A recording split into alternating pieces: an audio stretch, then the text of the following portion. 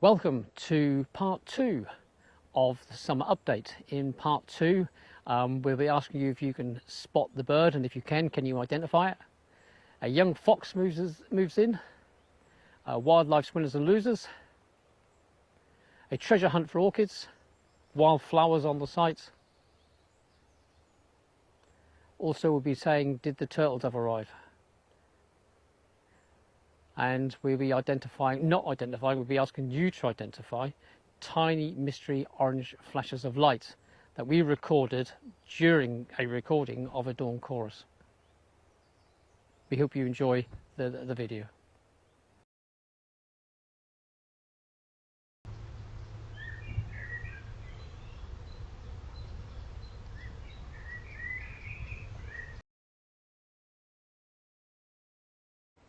A young fox has moved in here at Larter Oasis. We think it's one of this year's youngsters, but it's moved in. It's taken over an old rabbit burrow. It's excavated it and made it his own home. We set up a wildlife CCTV camera just to see if we could get some decent footage of it, and we did. We got some backwards and forwards, but we also got some additional footage with some clips we weren't really expecting.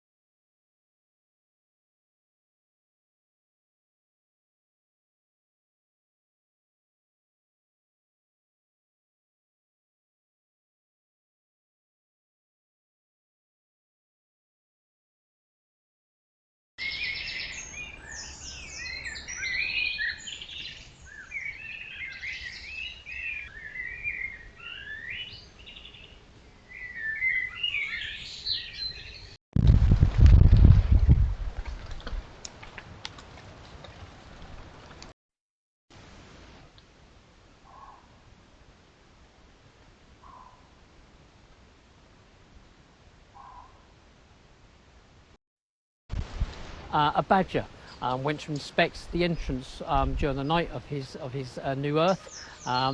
Whether it approved or not, I don't know, but they normally let each other just get on with it. But it just had a sniff and then carried on. It was also visited during the day by the local feral cat. The other thing that turned up was dinner. How easy was that for the fox? Only kidding. A rabbit came along during the day to have an inspection. It was also visited by an older fox. A fox, maybe his mother, maybe its father, just come to see how their son or daughter maybe he was getting on. I don't know.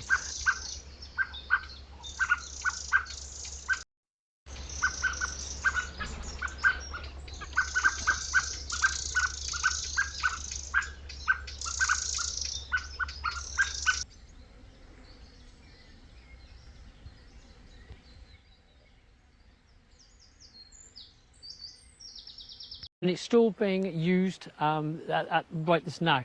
You can normally tell if an earth is being used. There's usually had one or two flies around the entrances. They normally attract one or two flies, and there's still flies flying around the entrances. We think it's this year's youngster. It's now making its own way in life.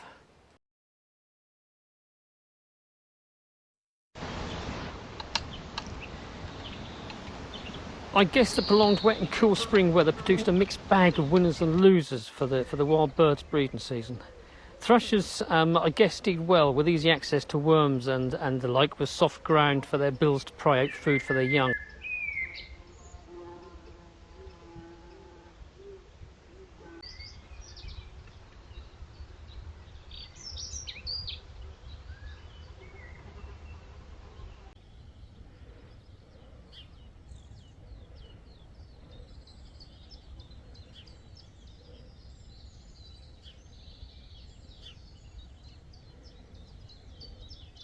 Insects have not been in abundance due to the cool and very wet conditions, so I assume birds like blue tits and grey tits have struggled to get their youngsters the nutrition needed for a rapid growth to the fledgling stage. The same can be said for many of our bird species, both resident and migrant. We have made sure the bird feeders at home and here on the Smallholding are checked and filled daily, but it is noticeable how many young birds are visiting the feeders. We put a wildlife camera on the feeders here at Larter Oasis, and we're getting over 900 short videos a day, so it shows how little natural food there is about. And the young birds are taking advantage and are grateful, I guess, for the alternative food source.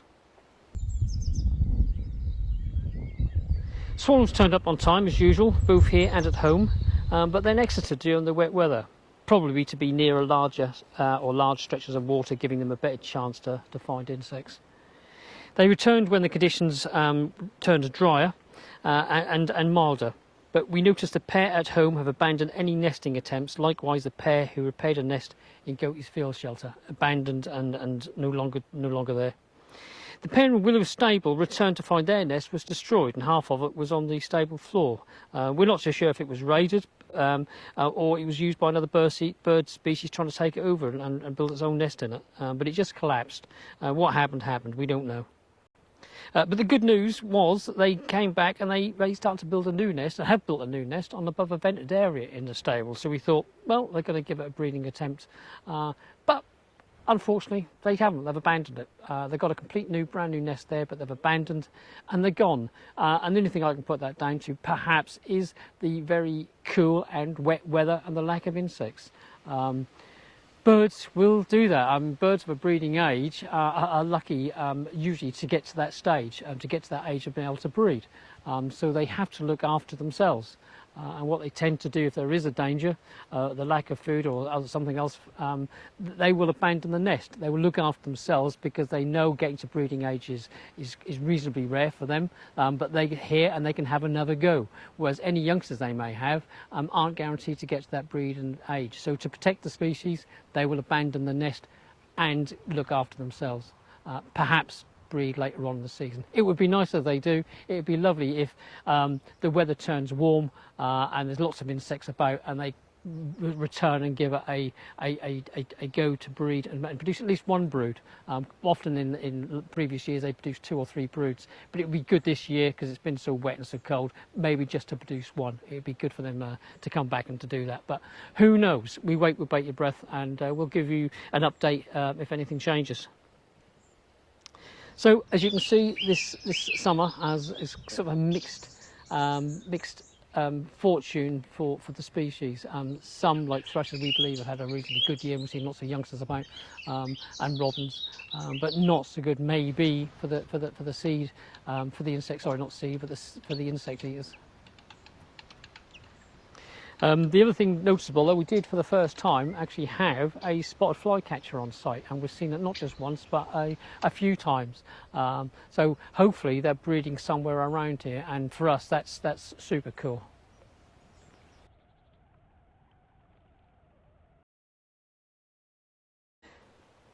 Butterflies and bees have been conspicuous this year by their absence, really.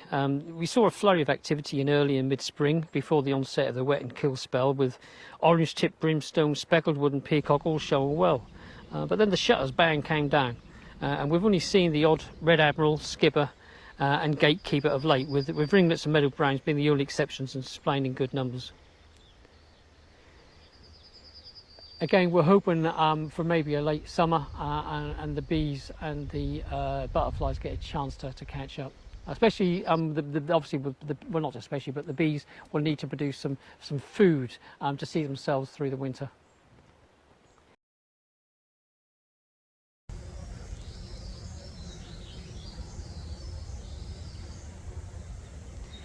Recently, we have had some tree bumblebees take over a couple of nest boxes in the Dutch barn where we keep the hay and the straw. They weren't being used by birds, so it's nice to see the boxes being used by something, and they're interesting little bees. I did notice they can be quite angry, and then as soon as I got anywhere near trying to film them, they were on me straight away. They didn't sting me, but they were on me. They came to inquire of why I was there. So I gave them space and reversed.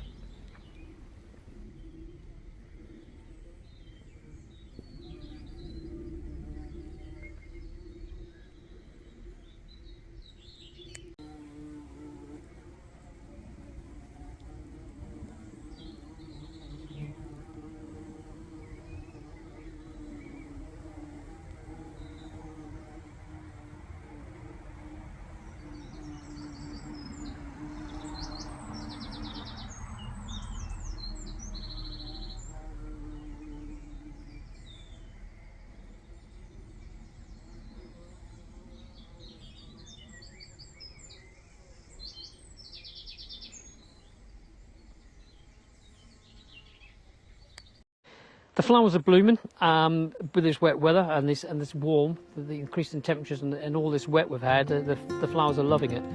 It's so noticeable though that they have very few visitors. Nonetheless, they are lovely to see, and here are a few.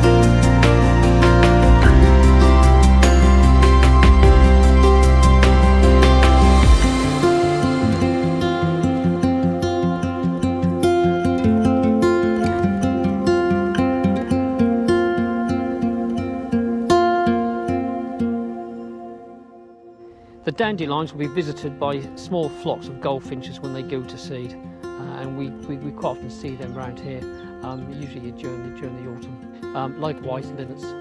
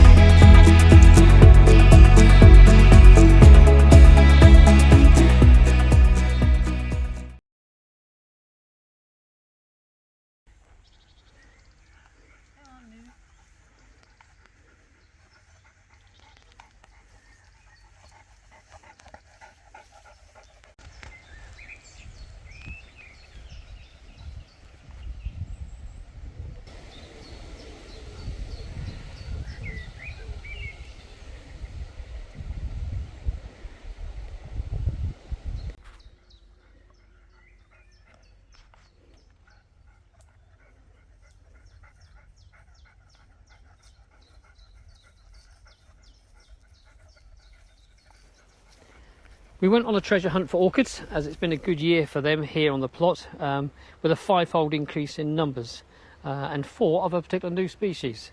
We usually get a handful of what we think are common spotted orchids, maybe a heath spot thrown in, we're not too sure, but this year June produced 24 of them and 4 of the new species of orchid for Larter Oasis, the bee orchid.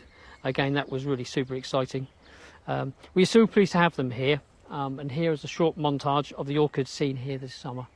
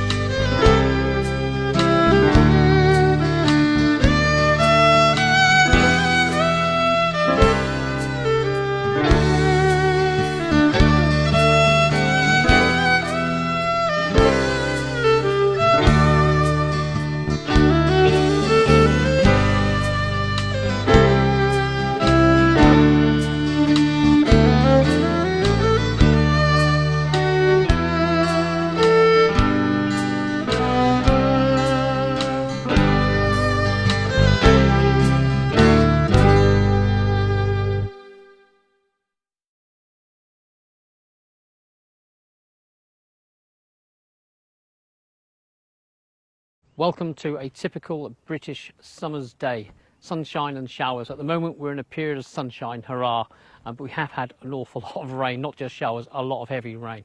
Anyway, let's move on. Welcome also to a Larter Oasis mystery.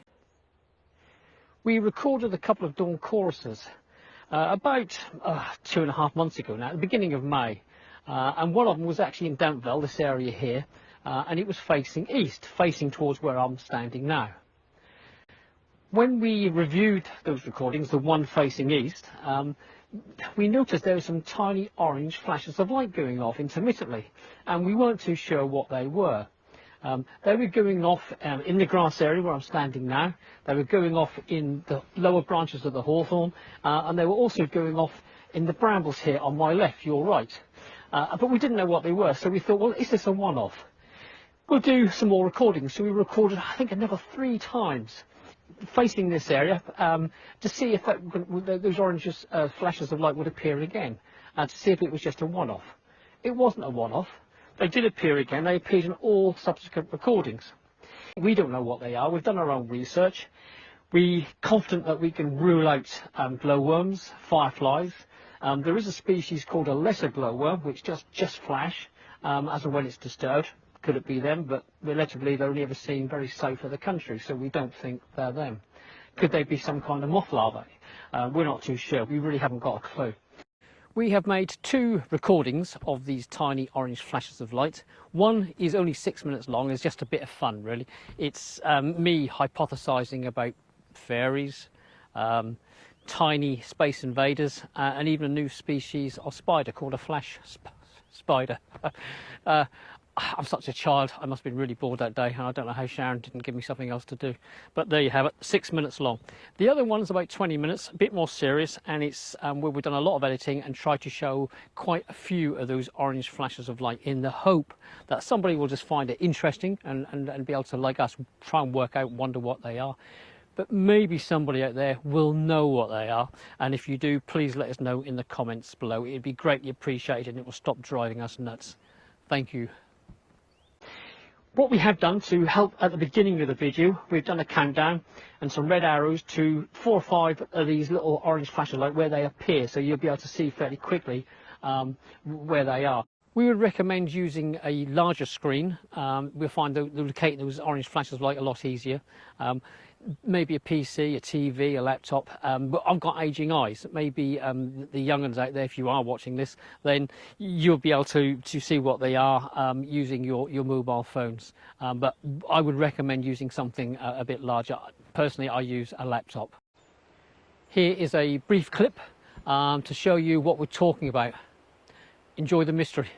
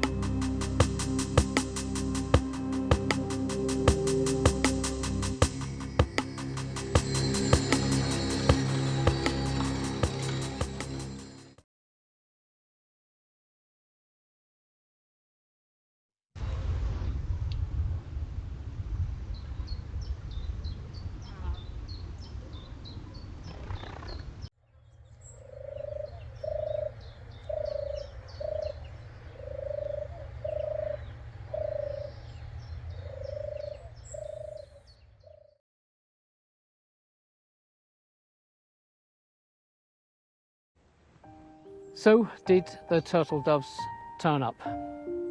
Did we get to hear one of the quintessential rural sounds of summer? After setting off from sub-Sahara Western Africa, they usually arrive here towards the end of April. Last year, it was the 23rd of April to be precise. We saw and heard nothing in April. Thinking perhaps the unseasonal cool and wet conditions had delayed them, we remained hopeful. The migrants all appeared. Blackcaps, garden warblers, chiffchaffs, willow warblers, swallows, whitethroats, and even the usually late swifts were seen and heard, but no turtle doves. Nothing in May, nothing in June. Had we heard our last turtle doves? Was last year going to be the last year we heard turtle doves, and from this year join the list of all the other empty territories around the country usually held by turtle doves, but no more. We were devastated, we were upset and angry at their demise. We have all been warned of this for some considerable time. Their decline has been over several decades now and stands at a staggering 98–99% decline since the 1960s. I will put a short video together sometime this year just to highlight the plight of the turtle doves. It's not something that the human race should be proud of, really. Anyway, on the 5th of July, I was pushing the wheelbarrow on my way to see Willow and her friends as part of the morning routine. When walking past the area called Hale Scrub, I heard this.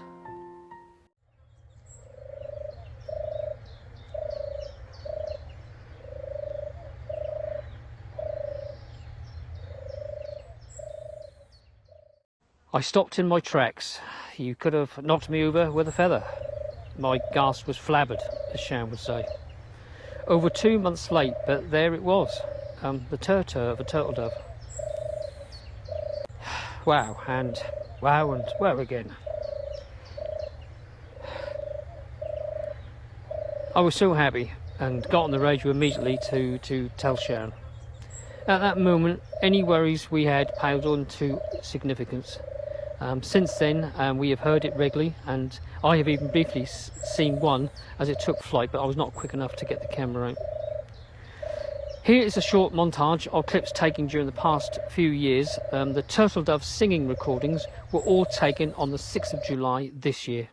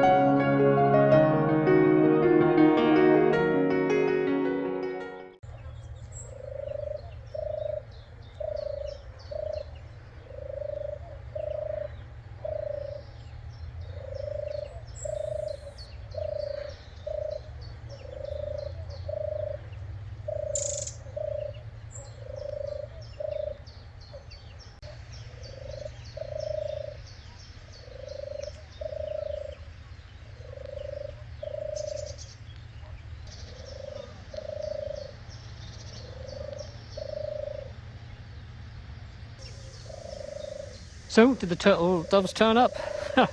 Yes, they did. Late, but better late than never, and we are so very, very grateful. Thank you for watching part 2 of the summer update. We hope you enjoyed the video. Thanks for watching. Take care. Bye for now.